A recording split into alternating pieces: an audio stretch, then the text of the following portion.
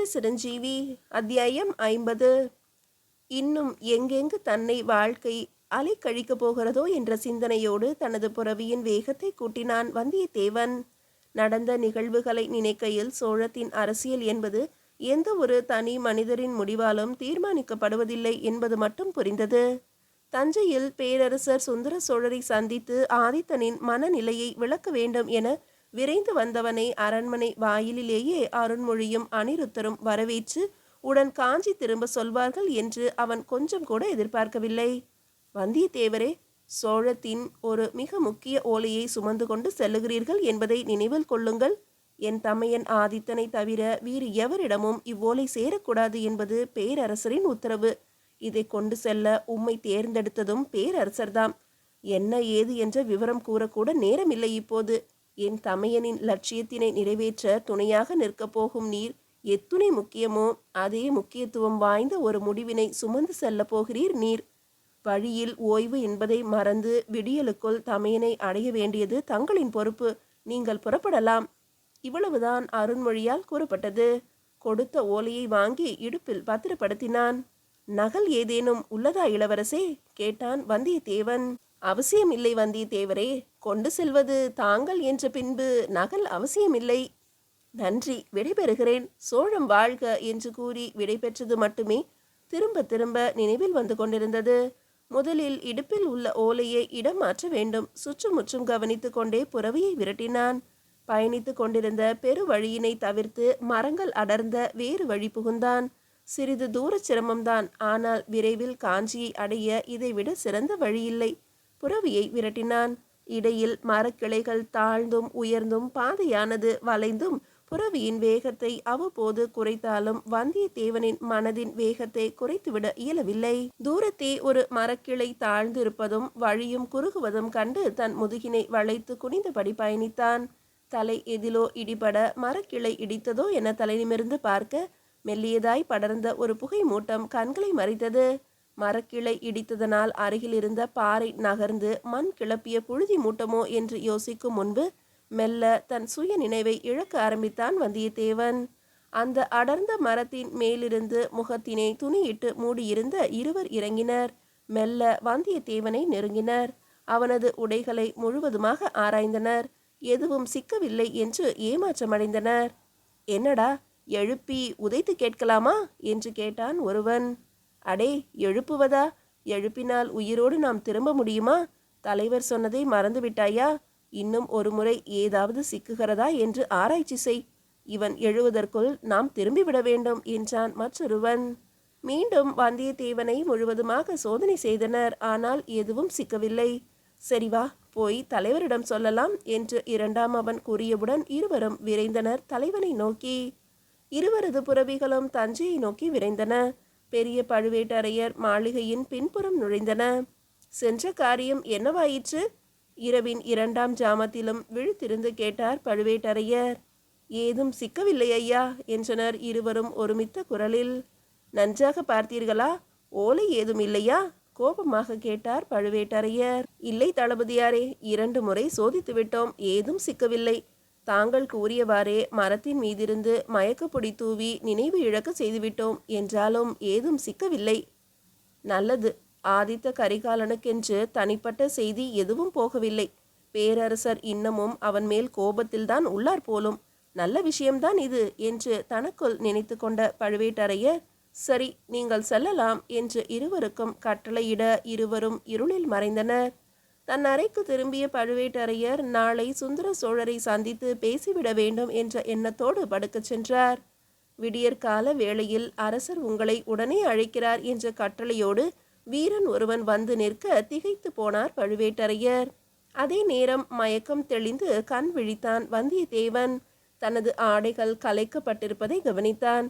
தனக்குள்ளே சிரித்து கொண்டான். தான் நினைத்தது சரிதான் என்று உறுதிப்படுத்தி கொண்டான். பிறகு தனது புறவியை தேடினான். அருகே இருந்த மற்றொரு மரத்தின் கீழே புறவி மேய்ந்து கொண்டிருப்பதை கண்டான்.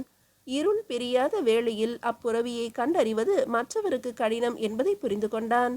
இதழ் கடையோரம் புன்னகை ஒன்று பூத்தது அவனுக்கு. புறவியை நெருங்கி அதன் கழுத்தின் பிடரிக்குள் கைவிட்டான். மெல்லிய நூலோடு சிறிய மரக்குழாய் ஒன்று தென்பட்டது. அதை திறந்து பார்த்தான். உள்ளே அருண்மொழி கொடுத்த ஓலை பத்திரமாக இருந்தது கண்டு மகிழ்ந்தான். வழியிலேயே இடையில் இருந்த ஓலையை புரவியின் கழுத்தில் மாற்றி வைத்த தன்னை எண்ணி மெச்சிக்கொண்டான். தனது புரவியின் மீதேறி காஞ்சி நோக்கி பறந்தான். மீதியை அடுத்த அத்தியாயத்தில் காணலாம். அத்தியாயம் 51. அன்றைய விடியல் பழுவேட்டரையருக்கு பெரும் உற்சாகத்தையே தந்திருந்தது. எப்படியும் ஆதித்தனின் முன்கோபமான செயல் மாமன்னருக்கு ஆத்திரத்தை வரவழைத்திருக்கும். சோழத்திற்கு எதிராக எவர் துணிந்தாலும் அடக்கிவிட நினைப்பார் மாமன்னர் என்ற உறுதியான எண்ணம் அவரை ஆட்கொண்டிருந்தது. மன்னரே உடன் சந்திக்க அழைக்கிறார் என்ற பின்பு பரபரப்பு இன்னும் அதிகமாக விரைந்தார் அரண்மனையை நோக்கி. மேன் மாளத்தில் முகப்பு வாயிலேயே உலவி கொண்டிருந்த மன்னரை கண்டு வணங்கினார். வாருங்கள் தளபதியாரே, பழையாறை பயணம் எப்படி இருந்தது? அனைவரும் நலம்தானே? நலம் மன்னரே, உடன் அழைத்ததாக தகவல். ஆம், தங்களுக்கு இது இனிய செய்திதான். வெகு நாட்களாக வாளுக்கு வேலை இல்லை என்று குறைப்பட்டு கொண்டிருந்தீர்கள் அல்லவா? அக்குறை தீர்க்கும் நேரம் வந்துவிட்டது. மகிழ்ச்சியான உணர்வுகளை வெளிக்காட்டி கொள்ளாமல், போரா, காத்திருக்கிறேன் கட்டளைக்கு என்றார் பழுவேட்டரையர். ஆம், போர்தான். தவிர்க்க நினைத்தும் இயலாமல் போய்விட்டது. இல்லையெனில் வயதான காலத்தில் உம்மை தொந்தரவு செய்ய விருப்பமில்லை. என்றாலும் இதை உங்களால் மட்டுமே செய்ய இயலும் என்பதாலேயே இழுத்தார் மாமன்னர். வீரம் வயதின் அடிப்படையில் வருவதல்ல என்பது தாங்கள் உணர்ந்ததே. என்றாலும் என்னால் மட்டுமே இயலக்கூடிய காரியங்கள் இன்னமும் தங்களிடத்தில் இருப்பதே பெரும் மனநிறைவு என்றார் பழுவேட்டரையர் குத்தலாக. ஓ, சமீப காலமாய் உங்களை களத்திற்கு அனுப்பவில்லை என்பதை கூறுகிறீர்களா?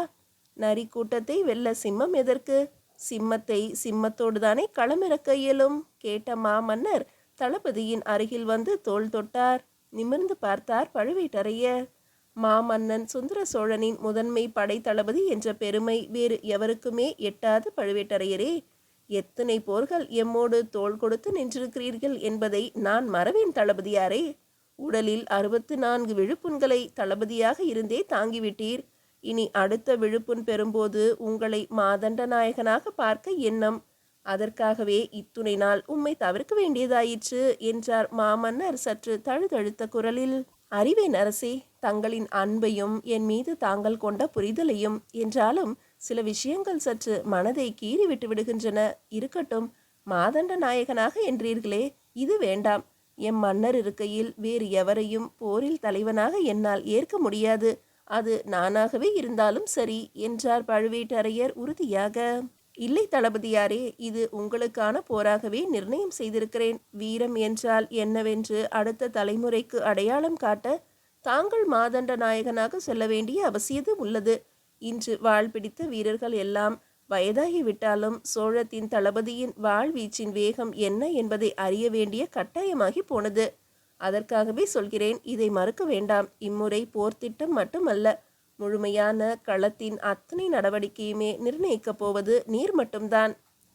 ஆதித்தனை தன் மகனை எதிர்க்க தான் செல்லுவது சரிவராது என்பதாலேயே தன்னை முன்னிறுத்துகிறார் போலும் என்று மனதிற்குள் நினைத்து கொண்ட பழுவேட்டரையர், கட்டளை இடுங்கள் அரசே, படைகள் எப்போது கிளம்ப வேண்டும்? எத்துணை விரைவாக இயலுமோ அத்துணை விரைவில், என் எண்ணப்படி இன்னும் 1 திங்களுக்குள் என்றார். நல்லது, அரையர்களுக்கும் சிற்றரசர்களுக்கும் தகவல் அனுப்பிவிடுகிறேன். இளவரசர் மதுராந்தகரோ அருண்மொழியோ இப்போரில் கலந்து கொள்வார்களா? இல்லை, இம்முறை இவர்கள் இல்லை என்ற மாமன்னரை நோக்கிய பழுவேட்டரையர், அரச குடும்பத்தை சேர்ந்த எவரும் இல்லையா அரசே என்றார். ஏன் இல்லை? ஒருவன் இருக்கிறான். அவனுக்கு உங்களிடமிருந்து இன்னும் பயிற்சி தேவைப்படுகிறது. தொண்டை மண்டலத்தில் காத்திருக்கிறான் உம்மோடு இணைய என்ற மன்னரின் பேச்சு பழுவேட்டரையரை சற்று குழப்பியது. தொண்டை மண்டலத்தில் காத்திருக்கிறான் என்கிறாரே, யார்? ஆதித்தனா? போரே அவனை எதிர்த்துதானே. ஒருவேளை வேறு திட்டமா? அவசரப்படாதே, மன்னரின் வாயிலிருந்தே விடை காண முயற்சி செய். தனக்குள்ளேயே உரையாடல் நிகழ்த்தி தன்னைத்தானே அடக்கி கொண்டார். அமைதியாக இருந்த பழுவேட்டரையரை நோக்கி, புரியவில்லையா தளபதியாரே? தொண்டை மண்டல படைகளோடு ஆதித்தன் உங்களோடு இணைவான் தளபதியாக. இருவரும் சென்று மேலை சாளுக்கியத்தை இல்லாமல் செய்துவிட்டு வாருங்கள் என்று மன்னர் சொன்னதும் தூக்கி வாரி போட்டது பழுவேட்டரையருக்கு. நல்ல வேளை, அவசரப்பட்டு ஆதித்தனுக்கு எதிராக எதுவும் பேசிவிடவில்லை. போர் தொண்டை மண்டலத்தை எதிர்த்து அல்ல, மேலை சாளுக்கியத்தை எதிர்த்து தனக்குள்ளேயே நினைத்து தன்னைத்தானே பாராட்டி கொண்டார் பழுவேட்டரையர். ஆதித்தனுக்கு தகவல் அனுப்பியாகிவிட்டதா அரசே? கட்டளையாகவே அனுப்பியாகிவிட்டது. சோழத்தின் கட்டளையை ஏற்று வடதிசை மாதண்ட நாயகனாக ஆதித்தன் சோழ தளபதி பழுவேட்டரையர் மாதண்ட நாயகனாக பொறுப்பேற்று நடத்த போகும் படையின் தளபதி பொறுப்பினை ஏற்று அவரது கட்டளைப்படி செயல்பட்டு வெற்றி தேடி தர வேண்டும் என தெளிவாகவே ஓலை அனுப்பியாகிவிட்டது என்றார் மாமன்னர் புன்னகையுடன். அரசே, தவறாக எண்ண வேண்டாம். இளவரசர் ஆதித்தன் இதை ஏற்பாரா என்ற ஐயம் எனக்கு. ஏற்றே ஆக வேண்டும். இல்லையேல் சோழர் படை தொண்டை மண்டலத்தை வென்ற பிறகு மேலை சாளுக்கியம் நுழையும் தளபதியாரே என்ற சுந்தரரின் சொற்கள் பழுவேட்டரையரை குளிர்வித்தன. ஆனால் அப்படி எதுவும் நடக்காது தளபதியாரே. ஆதித்தன் வீரன் மட்டுமல்ல, விவேகியும் கூட. இம்முறை தங்களை தளபதியாக ஏற்று களம் புகுவான் என்பதில் எனக்கு ஐயமே இல்லை. ஏனெனில் தங்களின் வீரம் பற்றிய பெருமிதம் அவனுக்குள் உண்டு. எம் தந்தையின் தளபதியாருக்கு உடலில் 64 விழுப்புண்கள் என பார்ப்பவரிடெல்லாம் தங்களை பற்றி புகழ்ந்து கூறுவான். அதை தாங்களும் அறிவீர்கள். தங்களோடு களம் புகுவது என்பது தனித்த ஒரு அனுபவம் என்பதை உணர்ந்தவன் அவன். ஏனெனில் வேங்கையின் பாய்ச்சலை இன்னொரு வேங்கையால் தானே உணர முடியும். ஆம் மன்னா, உண்மைதான். ஆதித்தன் உண்மையாகவே ஒரு சோழ வேங்கைதான். களத்தில் காட்டும் வேகத்திலும் சமயம் அறிந்து போர் திட்டங்களை உடனுக்குடன் மாற்றும் தீரத்திலும் ஆதித்தனை வெல்ல இன்றைய நிலையில் ஆளே இல்லை என்பதுதான் உண்மை. இல்லையெனில் வீரபாண்டியனின் தலையை அன்று கொய்திருக்கவே இயலாது. சேவூர் போர்க்களத்தில் ஆதித்தனின் ஆட்டத்தை நேரில் கண்டு வியந்தது உண்மைதான். தனக்குள்ளேயே நினைத்து கொண்டார் பழுவேட்டரையர். அது மட்டுமல்ல தளபதியாரே, உங்களோடு இணைந்து மேலை சாளுக்கியத்தை ஆதித்தன் தாக்கியே தீர வேண்டும். அப்போதுதான் அடுத்த ஈழப்போருக்காக படைகளை ஏற்பாடு செய்ய முடியும் என்பதை மறைமுகமாக உணர்த்தி இருக்கிறேன். அதற்காகவே ஒப்புக்கொள்வான் என்ற மன்னரின் பதில் வாய் அடைக்க செய்தது பழுவேட்டரையரை. ஓ, அதுதான் விஷயமோ?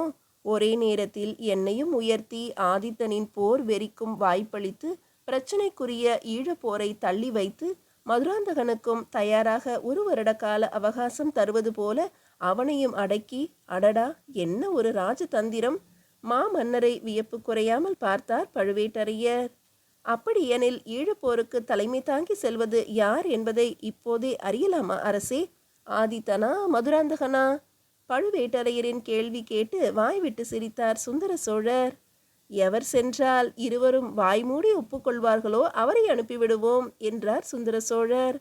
தன்னையே திரும்பவும் ஈழப்படைக்கும் தலைமை தாங்க சொல்வாரோ என்ற எண்ணத்தோடு பழுவேட்டரையர் மன்னரை நோக்க, முதலாம் பராந்தகர் தவறவிட்ட பாண்டியனின் மணிமுடியையும் ஆரத்தையும் இந்த 2ஆம் பராந்தகனான நான் சென்று மீட்டு வருகிறேன் என்றால் தடுப்பவர் எவரேனும் உள்ளனரா தளபதியாரே? முகத்தில் புன்னகையோடு கேட்ட சுந்தர சோழரின் திட்டம் அறிந்து அதிர்ந்து போய் நின்றார் பழுவேட்டரையர். நாம் நினைப்பது போல மாமன்னர் ஏதும் அறியாமல் இல்லை. பிள்ளை பாசத்தினாலோ கொடுத்த வாக்கின் காரணமாகவோ எதிலும் சிக்கி தவிக்கவில்லை அவர் என்பது தெளிவாக புரிந்தது பழுவேட்டரையருக்கு. மீதியை அடுத்த அத்தியாயத்தில் காணலாம்.